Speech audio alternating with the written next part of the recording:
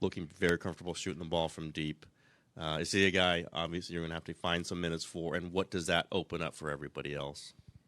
Just opens up the floor, you know.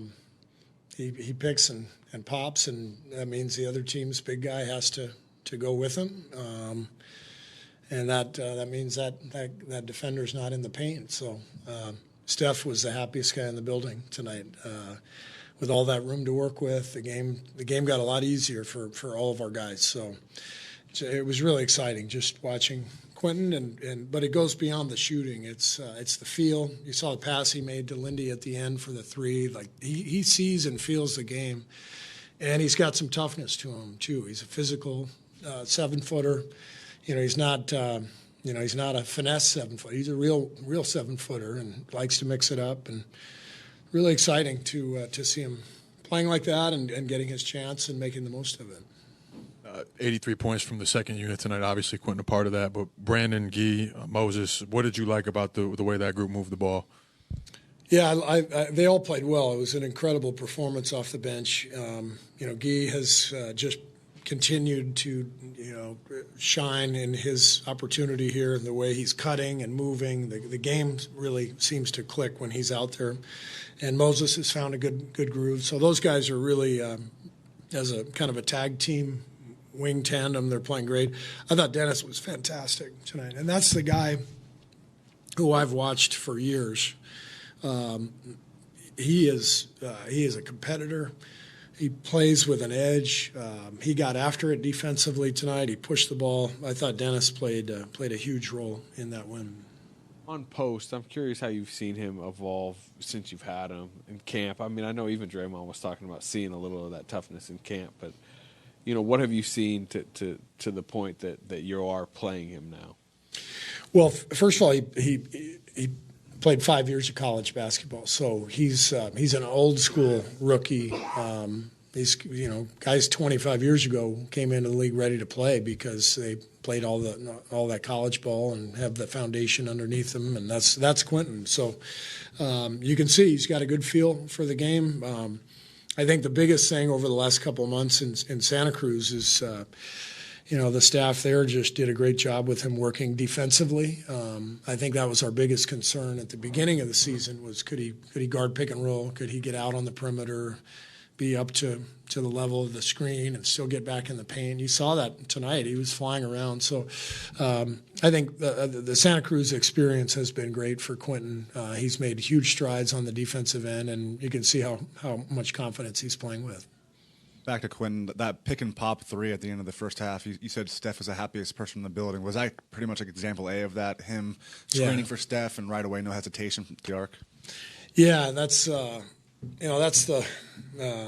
value of a pick and pop big. The floor opens up, it puts a lot of pressure on the defense, and then you can do some different things from that. And Steph was having a lot of fun out there with them. And then with Brandin, obviously, it's been kind of an up and down, second year for him, but it felt like this was kind of reminiscent of his impact last year, the all-rookie Brandin that we saw. What do you think of him overall, the value that he brought? Well, the connection that Brandin brings, similar to Guy, the cutting, the quick passing.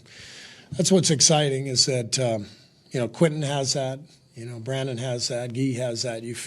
When the game starts to flow and the ball is really moving and the spacing is good, that's basketball, and that's what we've prided on ourselves on for years here. So it's really fun to see these young guys, picking that up and playing well together. I know you always want a base defensive structure, and you kind of lean towards defense. You mentioned it in some of the lineups. Given the personnel now and given what's happening, the struggles offensively, do you sometimes have to lean a little more offense? I mean, you don't start GP2 in the second half, that sort of thing. Yeah, and that's why we're starting Buddy now. We really made the commitment, the last two games to start Buddy instead of Dennis, and that's what that was about, just trying to get a little better offensive flow. And you're right, I've always leaned on the defense, but we need to lean offense now, given where we are as a team. And what I like, though, is we've got got a really deep roster. We've got a lot of guys who can do a lot of different things, and we can get defensive lineups out there as well. So I'm excited. I think we've been through a lot in this early part of the season and experimented a lot, but I know it's just one game, but I love this group, and I think there's a lot in them, and I think we're coming, but we got to prove that. I'm just going to follow that up, Steve. Steph had said the other day that this could be a make or break stretch for you guys of eight and 9 games at home, trying to kind of tread water without Draymond and Kuminga. I know this is only really one game and one half probably of these guys showing you something, but do you feel like these guys can give you guys a jolt during this make or break session? I mean, that's the idea, right? You saw last night we didn't finish the game, but we played pretty well for good stretches, and we've had some good moments here the last couple of weeks. But we have to develop the consistency and the confidence that kind of is all tied together with that. So we'll enjoy this one tonight, and then take tomorrow off. And we got a big stretch of home games coming up. For Quinten and Guy, they've played well in the past 2, 3, maybe 4 games. Quinten and Guy, yeah. But for guys like of their experience, how long does it take for them to earn your trust? Oh, they have my trust now. It's just a question of once we're healthy and JK and Draymond are back, are there minutes? So that's the question. Talk about this Schroeder playing really well. That's the Schroeder you've seen. And Yeah. kind of with the opportunity shots you're talking about, kind of create a spot and just kind of flow into it. It's defensively. Or for me, it's the defense and the competitive desire. That's Dennis. I've played against him so many times. He's a world champion from 2 summers ago with Germany. Coaching against him, I always just felt his defensive pressure. And you saw the play where he picked up Zach full court and hounded him the whole possession. That's the impact that Dennis makes. And then when he's in that groove and pushing the ball like he did tonight and playing with pace, he adds a really important element to our team. I mean, just going in, looking at their team and looking at numbers and things like that, they about 44% of their total number of shots are threes, right? And they rebound about 27, a little more than 27% of their missed shots, okay? Which is basically, if you're going on 100 possessions, they're getting 27 offensive rebounds a game on average. So the issue is you have to be able to react. And what I mean by that is when there's long shots, there's generally long rebounds.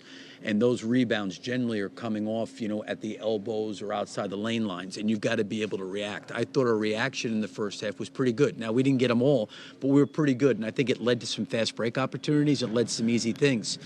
In the second half, like I said, I think on both ends of the floor. And I saw it early in the third quarter. I could just see a little bit. We kind of hung around. They missed some shots. We got fouled a couple times.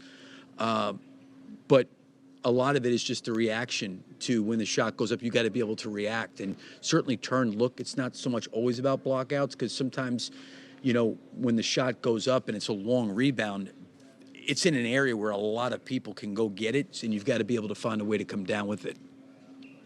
Billy, obviously, when you play this team, teams are going to blitz, trap Curry. You did that a lot, especially in the second half. How do you feel that worked out? What did you see in doing that? It was fine. I think that we probably, the communication on the backside needed to be a little bit better. There was a couple times when the ball went into the middle of the floor, we had 2 guys come up to it and give up a dunk. Like, that stuff's got to be a communication thing. It's got to be a little bit better. Again, the idea of trying to get the ball out of his hands, you're going to be playing 3-on-4 on the backside, and you really got to have to scramble and do a good job. I thought we were okay. I thought we did a pretty good job in the first half. They do a good job on the offensive rebounds of throwing the ball back out and getting more threes. They're going to keep moving, and stay with that. To Casey's point, I thought they got great production and great help from their bench tonight. Yep, thank you.